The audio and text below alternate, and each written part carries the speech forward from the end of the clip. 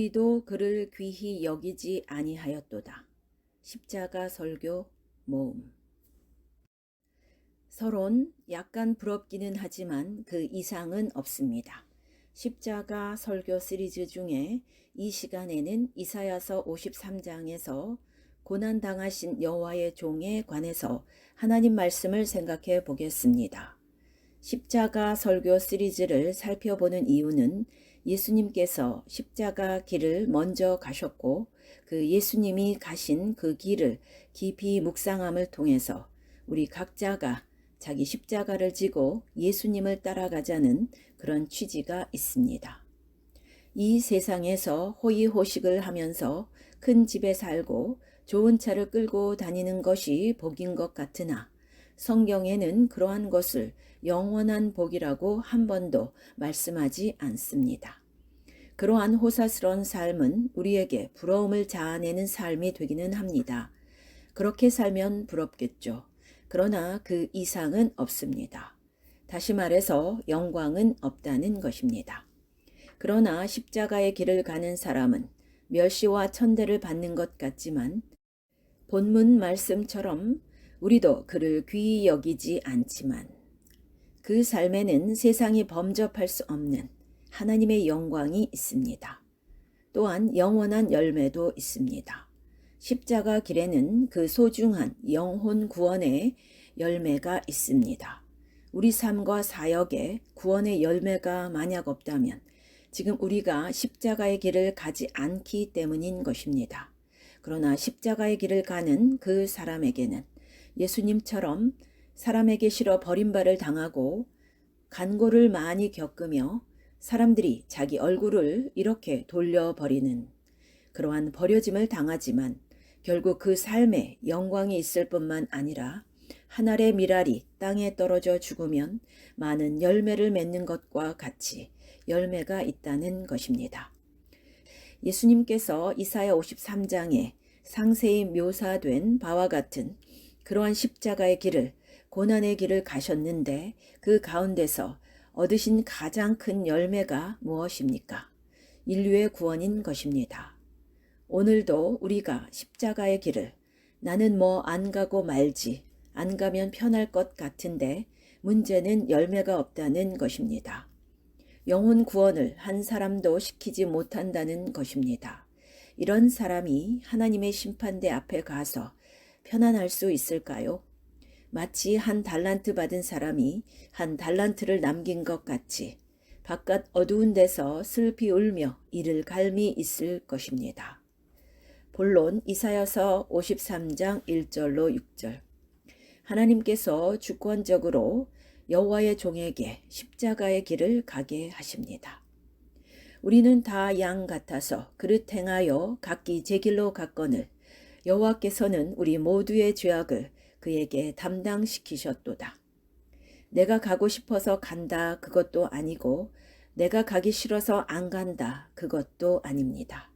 위 구절에 보면 하나님께서 택하신 여호와의 종들로 하여금 그 십자가의 길을 강권적으로 가게 하십니다. 참고로 여호와의 종은 원래는 예수 그리스도를 가리키지만 넓은 뜻으로는 참 하나님의 백성, 남은 자를 가리키기도 합니다. 그런데 사람들은 십자가를 지는 여호와의 종에 대해 무관심합니다. 우리가 전한 것을 누가 믿었느뇨? 여호와의 팔이 누구에게 나타났느뇨? 한마디로 말하면 여호와의 종에 대해 사람들은 믿지 않았다는 것입니다. 이사야 53장 1절로 3절까지는 사람들이 고난받으시는 여호와의 종에 대해서 무관심했다, 등한시했다, 주목하지 않았다 이런 뜻이 되겠습니다. 일부 믿은 사람이 있겠지요. 그렇지만 대다수 주류는 이사야 시대부터 예수님 시대에 이르기까지 그리고 지난 2000년 교회 역사상 또한 사람들은 십자가, 고난 이런 것에 대해서 믿지도 않고 아예 관심조차도 없다는 것입니다. 그것이 예언되어 있습니다. 오늘날도 마찬가지입니다. 십자가에 고난당하는 종을 통해서 여호와의 팔, 능력이 나타나는데 즉 구원의 역사가 나타나는데 사람들은 오늘날에도 무슨 대단한 수완을 발휘하는 종을 통해서 여호와의 팔은 능력을 뜻함. 이 팔이 나타나는 줄 알고 거기를 쳐다보고 있습니다. 그리고 고난당하는 여호와의 종에 대해서는 아예 관심조차 없다는 것입니다. 사람은 주목하지 않지만 그는 주 앞에서 자라납니다. 이사야 53장 2절 그는 주 앞에서 자라나기를 연한 순 같고 마른 땅에서 나온 뿌리 같아서 고운 모양도 없고 풍채도 없은즉 우리가 보기에 흠모할 아름다운 것이 없도다. 왜 사람들이 고난당하신 여호와의 종에 대해서 믿지도 않고 무관심하느냐? 여기 2절에 답이 나와 있습니다. 고운 모양도 없고 풍채도 없기 때문입니다. 그렇지만 2절의 핵심은 그는 주 앞에서 자라났다입니다. 하나님은 그 여호와의 종을 주목하고 계셨다는 뜻이지요. 사람에게는 버림받되었으나 하나님께는 택하심을 입은 보배로운 산돌이신 예수에게 나와 오늘도 주의 복음을 전하는 그러한 가시밭길을 가는 분들은 정말 고운 모양도 없고 풍채도 없고 연봉도 형편없이 낮아서 사람들이 보기에 흠모할 만한 아름다운 것이 아무것도 없습니다. 그러나 그는 주 앞에서 자라나고 있다는 것입니다. 그것을 우리가 명심해야 하겠습니다. 사람들은 여호와의 종, 고난당하는 사명자를 알아주지 않습니다. 아무 관심이 없습니다. 그래서 이사야서 11장 1절에도 이런 말씀이 나옵니다. 이새의 줄기에서 한 싹이 나며 그 뿌리에서 한 가지가 나서 결실할 것이요. 장차 십자가를 질 여호와의 종의 자라나는 과정을 보니까 고운 모양도 없고 풍채도 없을 뿐더러 연한 순, 한 싹, 한 가지. 이건 뭐 아무것도 아니지요. 뭐 사방팔방에 널려 있는 것들입니다. 툭 치면 부러질 것들입니다. 그것도 마른 땅에서 나온 뿌리, 그것도 좋고 기름진 땅에서 나오는 것이 아니라 마른 땅 가운데서 나왔다는 것입니다. 마른 땅이란 예수님께서 이 세상에 오실 때에 처해 있던 그 비참한 영적으로 메마른 상황을 가리키기도 합니다. 오늘도 십자가를 지고 가는 사람들은 마른 땅에서 나온 뿌리 같다는 것입니다. 영적인 상황이 다 말라 비틀어져 있는 가운데서 거기서 뿌리가 나오기도 힘들지만 연한 순, 어린 새싹이 나오기도 어려운 상황이지만 마른 땅 가운데서도 그 마르고 척박한 땅을 뚫고 반드시 나온다는 것입니다. 이 세상에서는 여호와의 종 남은 자들이 반드시 있으며 반드시 나타나며 십자가를 지고 예수님을 따라가는 참 그리스도의 제자들이 반드시 마른 땅 가운데서 그 척박한 상황 가운데서 뚫고 나오게 되어 있다는 것입니다. 그는 주 앞에서 자라나기를 연한 순 같다. 하나님 앞에서 그는 자라나고 키워지고 있습니다. 그러므로 하나님은 사람을 평가하실 때 절대로 외모를 보시지 않습니다. 나의 보는 것은 사람과 같지 아니하나니 사람은 외모를 보거니와 나 여호와는 중심을 보느니라.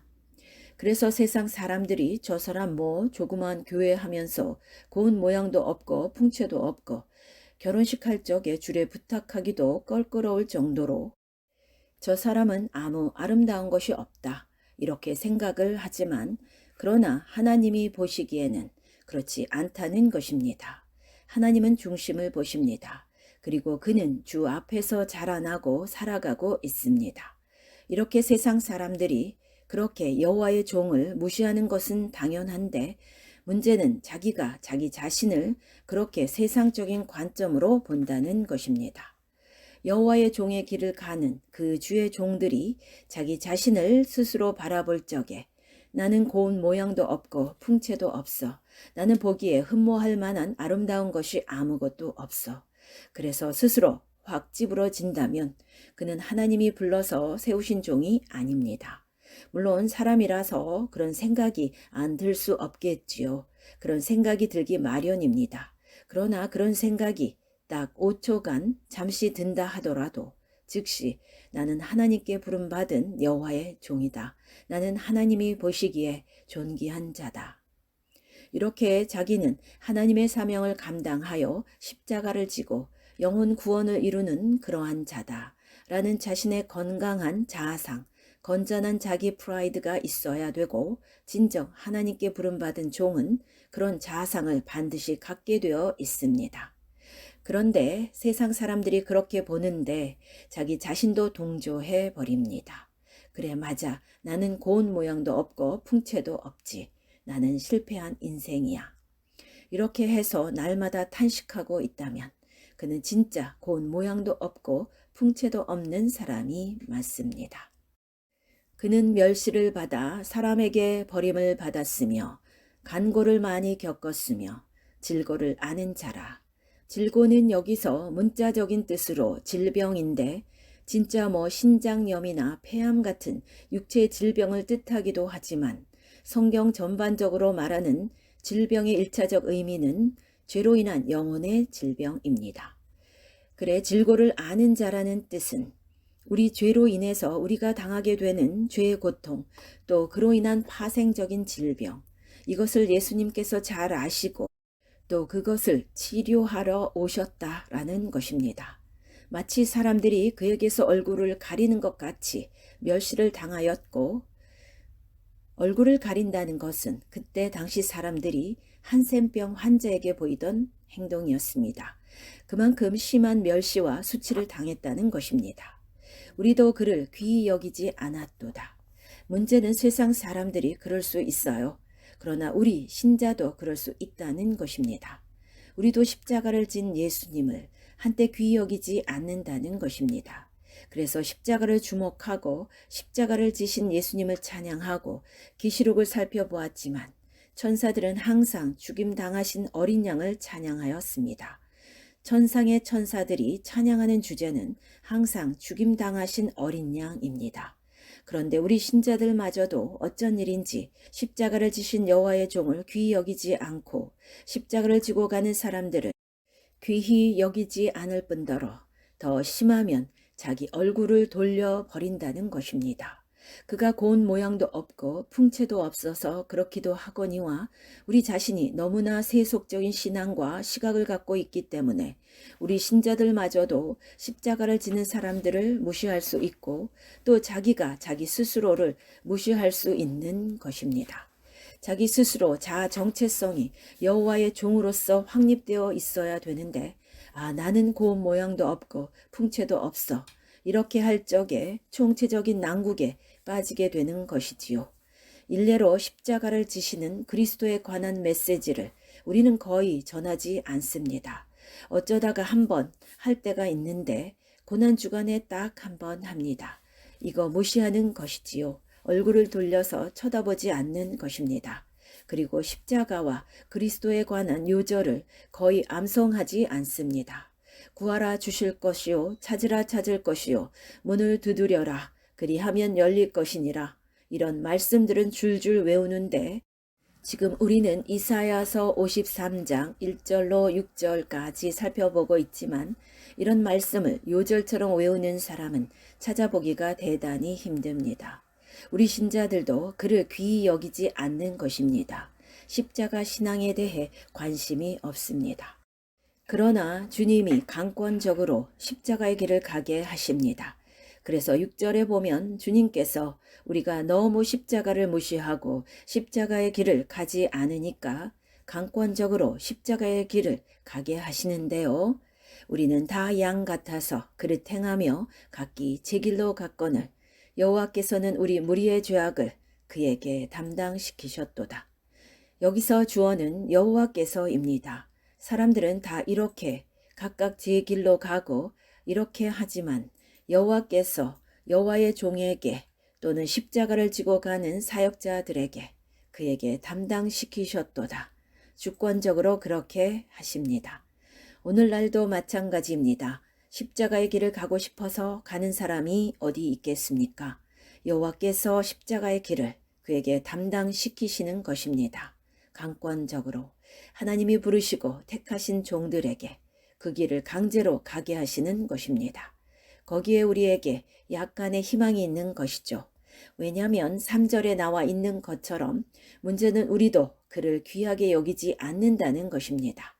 즉 십자가를 지고 가신 예수 그리스도는 물론이고 우리 주위에서 십자가를 지고 가는 사람들을 우리가 귀하게 여기지 않고 심지어는 자기 자신 스스로도 자기가 가고 있는 십자가의 길을 귀하게 여기지 않습니다. 이렇게 전혀 희망이 없어 보이는데 그렇지만 6절에 여호와께서 그에게 심판의 길을 가도록 강권하십니다. 그 길이 결국은 우리 각자에게 좋은 길이니까 여호와께서 강권적으로 그렇게 하신다는 것입니다. 이것이 불순종하는 우리의 희망입니다. 십자가는 타인의 짐을 지는 것. 그는 실로 우리의 질고를 지고 우리의 슬픔을 당하였거늘 우리는 생각하기를 그는 징벌을 받아 하나님께 맞으며 고난을 당한다 하였도다. 그는 우리의 질고를 지고 여호와의 종이 짊어지신 무거운 십자가의 짐은 자기 자신의 것이 아니라 바로 우리들의 것이었습니다. 즉 세상 사람들의 것이었습니다. 그래서 십자가는 대속의 원리다 라는 것을 살펴보았지요. 대신 값을 치른다는 뜻입니다. 오늘도 마찬가지입니다. 십자가의 길을 가는 사람들은 자기 자신의 질고를 지는 것이 아니라 타인의 질고를 지는 사람들인 것입니다. 타인의 고통과 타인의 슬픔, 타인의 무거운 짐을 지고 가는 사람, 그가 십자가의 길을 가는 사람이지요. 참 이게 어려운 것입니다. 요즘은 다 너무 개인주의고 이기적인 사회가 되어서 찾아보기가 어렵지만 과거에는 구역 식구의 집에 큰 문제가 생겼습니다. 질병의 문제라든지 사업의 문제라든지 자녀의 문제라든지 그런 문제가 생겼으면 그 구역장이 그 집을 위해서 그 가정과 함께 금식을 해주는 것입니다. 그 집 식구는 안 해도 구역장이나 목회자가 대신 금식 기도를 해주기도 했습니다. 자기는 금식을 할 필요가 전혀 없지요. 자기 집에는 그런 문제가 전혀 없는데 자기 교회 식구가 큰 어려움을 당하니까 그 구역장이 또는 그 목회자가 사흘 금식을 하면서 기도해주고 그런 때가 과거에 있었습니다. 지금도 아마 드물지만 있을 것입니다. 십자가의 길을 가는 것이란 무엇이냐? 이 십자가의 길을 가는 것이 어려운 이유가 무엇인가 하면 사람은 제 한 몸, 자기 앞길 그것을 감당하기도 어려운데 자기의 짐을 지는 것이 아니라 남의 짐을 같이 져야 하고 대신 져야 하니까 그것이 어렵다는 것입니다. 자기 혼자 먹고 살기도 빠듯한 세상에 남의 가난과 남의 어려움까지 이렇게 마치 자기 책임인 것처럼 자기가 그 짐을 함께 대신 지고서 자기 없는 살림에 자기 먹을 것을 쪼개서 가난한 사람들과 나누고 합니다. 그런데 많은 사람들의 공통적인 고백은 세상에 물질로 돕는 것이 가장 쉽다고 합니다. 그렇겠지요. 돈만 내면 되는 것 아닙니까? 물론 그것도 쉽지는 않습니다만 다른 것은 더 어렵습니다. 어쨌든 십자가를 지고 가는 사람들은 남의 슬픔을 당하고 남의 질고를 지고 남이 받을 징벌을 대신 받고 그렇게 해서 십자가의 길을 간다는 것입니다. 우리 가운데 남의 짐을 대신 지고 남의 문제를 자신이 끌어안고 남의 고통을 자기가 감당할 필요가 없지만 자기가 감당할 자인 것처럼 뛰어다니고 같이 기도해주고 그럴 사람이 어디 있겠습니까? 아무도 없습니다. 그러나 6절에 주님께서 그로 하여금 강권하셔서 십자가의 길을 가게 하시니까 사명자들은 그 길을 갈 수밖에 없는 것입니다. 예를 들면 구레네 시몬과 같이 우리가 억지로라도 십자가를 지고 가는 것입니다. 그렇지만 지고 갈 적에는 몰랐는데 나중에 되돌아보니까 그 길에 어마어마한 영광이 있었고 그 길에 어마어마한 열매가 있었다는 것입니다. 하나님께서 만약에 나에게 십자가의 짐을 십자가의 길을 메워 주셨다면 마태복음 11장 28절로 30절에 나오지요. 수고하고 무거운 짐진 자들아 내가 너희를 쉬게 하리라. 거기에 쉼이 있고 내 짐은 쉽고 내 멍에는 가볍다고 그랬습니다. 여기서 쉽다, 이지는 뜻이 뭐라고 그랬습니까? 헬라어로 크레스토스인데 내 몸에 딱 맞다, fit라는 뜻입니다. 예수님께서 지어주시는 십자가가 내 몸에 딱 알맞다는 것입니다. 그래서 이 길을 벗어버리고 다른 것으로 교체해 보았다가 더 끔찍한 것, 더 무거운 것을 지게 된다는 것을 우리 각자도 경험해 보았을 것입니다. 예수님의 십자가를 깊이 묵상하면 영혼의 구원을 받습니다. 그가 찔림은 우리의 허물 때문이요 그가 상함은 우리의 죄악 때문이라. 그가 징계를 받음으로 우리는 평화를 누리고 그가 채찍에 맞음으로 우리는 나음을 받았도다. 여기서 그가 찔렸다, 상했다라고 표현한 것은 격렬하고 고통스러운 죽음을 시사하는 용어입니다. 이사야서 53장 5절이 예수님의 대속을 가장 잘 표현하는 구절입니다. 우리가 다 요절로 외워야 합니다. 그러면 자기 영혼의 복이 됩니다. 우리가 나음을 받았도다. 질병의 치료를 받았다는 뜻도 포함하지만 그것은 2차적인 뜻입니다. 1차적인 뜻은 죄로 인해서 영혼이 병들어 있었는데 그 영혼이 나음을 입었다라는 뜻입니다. 육체적 질병을 치료받으면 그것으로 끝나지 영생은 없습니다. 그러나 영혼의 죄의 질병을 치료받으면 영생까지 영원히 치료받습니다. 그러므로 5절의 나음은 영원한 영혼의 치료가 그 1차적인 뜻입니다. 그가 징계를 받음으로 우리는 평화를 누리고 내가 내 스스로 세상을 평화롭게 살고 하나님과 평화 관계에서 살 수 있다면 그 착각입니다. 예수님께서 우리 죄로 인한 모든 고통을 다 당하셨기 때문에 우리가 하나님과 평화를 누리게 된 것입니다. 그러면 세상 평화는 따라서 오지요. 우리 가운데 십자가, 예수님의 십자가, 그것을 지식적으로는 배워서 알지만 그걸 은혜로 성령으로 깨닫지 못하는 사람이 있을 수 있습니다. 그런 분들은 본문 이사야 53장 1절로 6절을 다 외워서 묵상하면 좋지만 짧게 외우실 분들은 53장 5절만 외워서 묵상해 보십시오. 한 달, 두 달 그렇게 매일 묵상할 적에 어느 날 자기 마음에 성령님이 임하시면 그가 찔림은 나의 허물 때문이요 그가 상함은 나의 죄악 때문이라. 그가 징계를 받음으로 나는 평화를 누리고 그가 채찍에 맞음으로 나는 나음을 받았도다. 이 말씀의 진정한 의미를 깨닫게 되고 자기의 모든 죄가 예수님의 십자가에 의해서 다 값이 치러지고 자기가 용서받았다는 사실을 자유하게 되었다는 사실을 믿고 감격하게 될 것입니다. 아멘.